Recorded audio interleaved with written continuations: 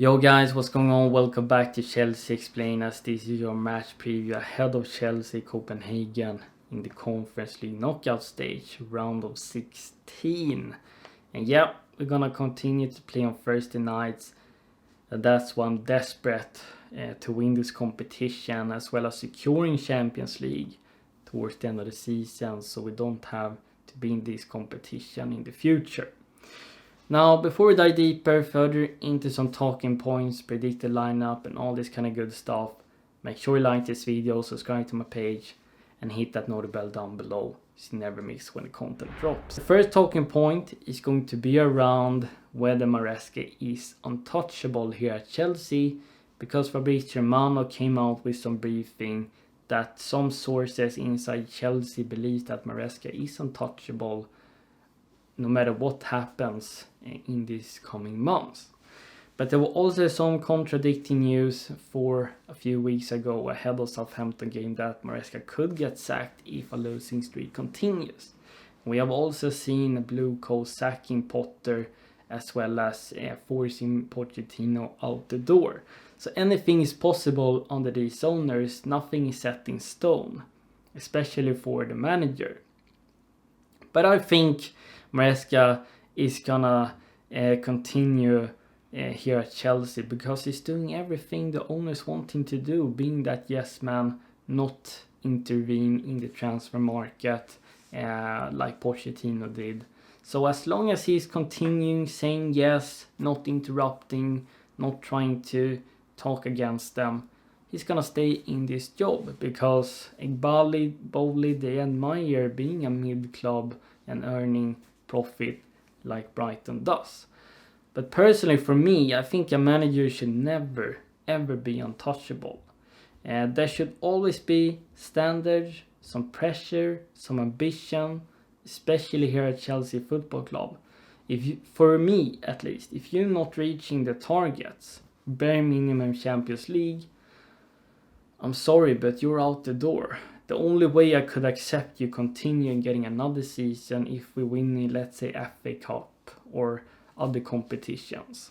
And then we can perhaps build on that. Roman Abramovich was on the other end of extreme, where his sacked manager left, right and center, even if we finished second in the league table. And I think that was kind of wrong, because I would have liked seeing Ancelotti, Mourinho, Conte, etc. be given more time here at Chelsea, because they're absolute elite. But at the same time, under the Roman era, it kind of worked for us anyway. And under Blueco, we have been through 5-6 managers, I lost count, but they being sacked either because the fans putting pressure or because the gaffer is speaking against them. Maresca has been talking about that the owners never told him that we need to reach top 4. He's never spoken about his own ambitions, but at the same time the next week he's talking about that he wants to win titles and that top 4 is the target. So what is it then, Maresca? I think he's been giving a script in some occasions from the board, and he's being told what to say. So there is my reasons whether a manager should be untouchable or not. I think he's gonna stay here at Chelsea no matter what happens, but personally, if a manager doesn't win trophies or bare minimum reach Champions League football, he should be out the door, because we need to have high standards, we need to put pressure, and the manager cannot get complacent. They need to earn their trust through the short term before they gain in the long term, as Thomas Tuchel once said. A very smart guy, that Tommy T. I also want to talk about Cole Palmer a little bit, and he's been out of form, and I think he's allowed to be that, because he's been carrying us heavily ever since we purchased him. If it wasn't for him, we would not have secured a top 6 place last season. If it wasn't for Cole Palmer this season, we would be sitting in mid-table.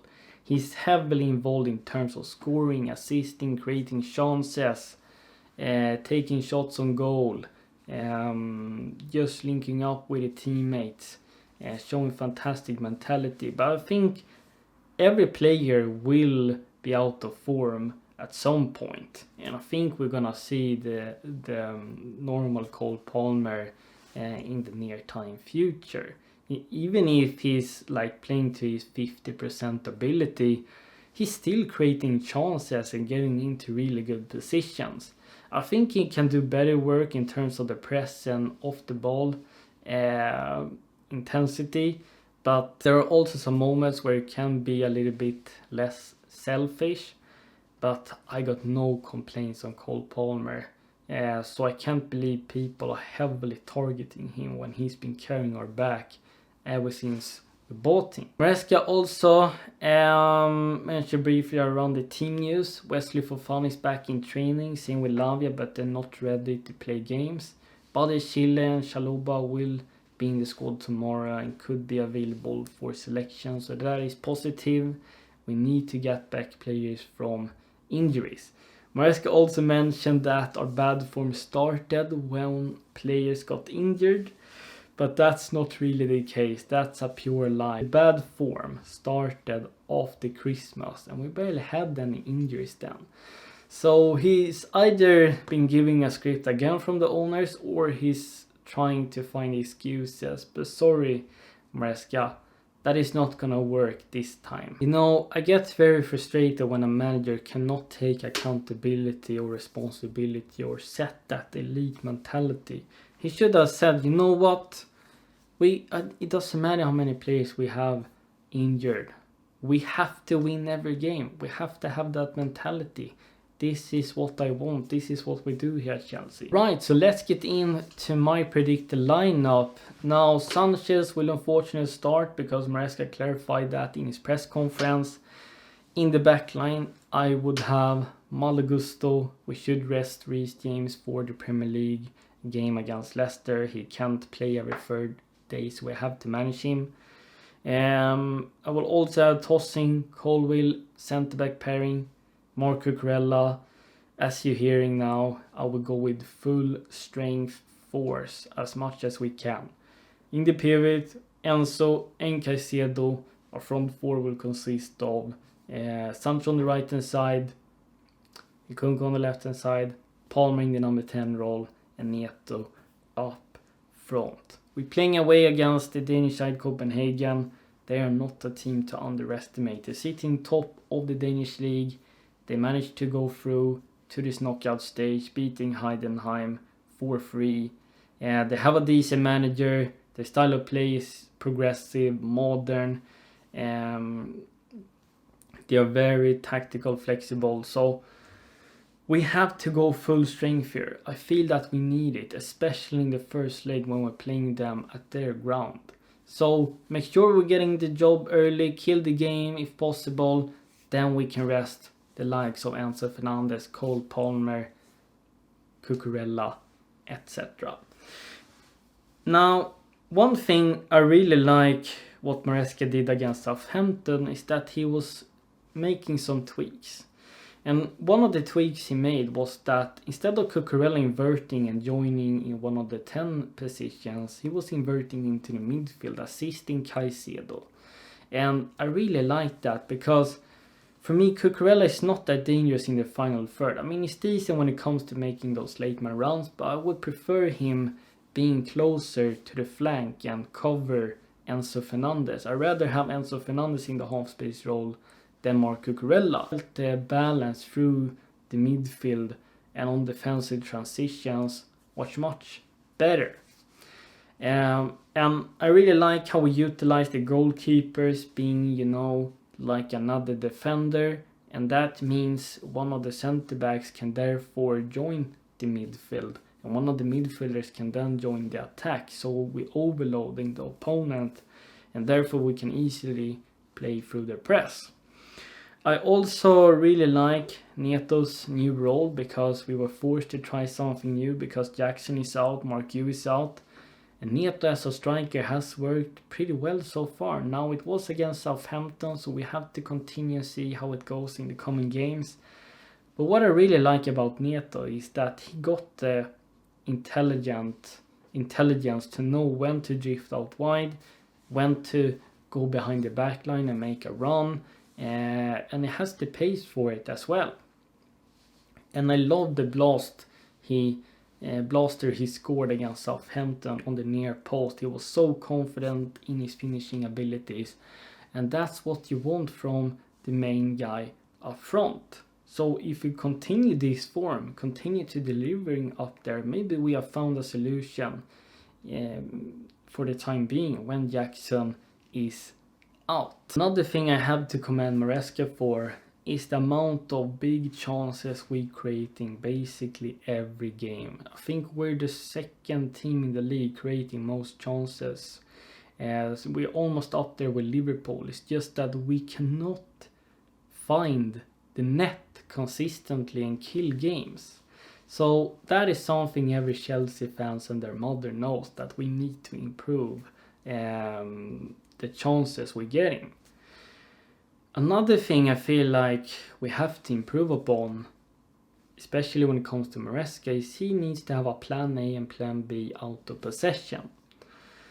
If his plan A is to have a high gegenpress, when we lose possession or when the opponent makes a bad touch, we're going to put them under pressure. Whether we're making pressing traps or pressing man to man, it's up to him to decide what's suiting for the game. But if he wants us to do that, he needs to make sure every player is listening to him and executing the high press. Because otherwise there's no point with having a gegenpress. Another issue that can come though with gegenpress is that the players can get fatigued and tired. They might not be able to execute that high intensity every game, every single minute. And therefore he needs a plan B. Maybe for some spells when we don't have the energy, like in second half for example. Sometimes Cole Palmer, Enzo Fernandez and other players look completely out of gas. Then he needs to either make early substitutions, bring in fresh legs, and we continue having the high pressure and intensity, or he decides that we're having a shape we can turn back to, drop back a little bit and be compact and hit the opposition on counterattacks. But it's not easy to just drop back and defend. It's very, very difficult.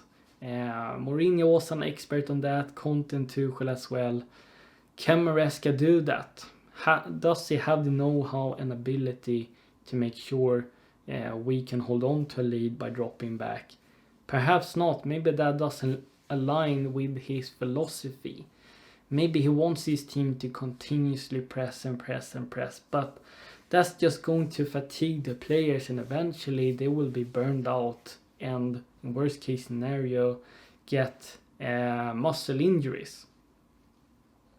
So he has to find a way how we can get a more defensive solid, because we're leaking way too many goals. If we're not finishing our chances, if we're not taking advantage of the opponent and killing the game early, then we're gonna concede goals and drop points. That's inevitable, because that is the common theme that has been happening ever since Maresca became a new manager. In terms of a score prediction, I'm gonna say we're winning 3-1 away, despite us being pretty fragile defensively. I don't think Copenhagen has enough to get over the line if we're playing a full strength team. I think they're gonna be dangerous in some occasions. If we continue the way we have been playing, the same lineup, if players are showing up, if we're improving defensively, I mean, this should be a game we're winning 3-1. This is going to be it for the match preview. Let me know your thoughts in the comments down below, and I will happily read it and Chelsea explain this out. Bye.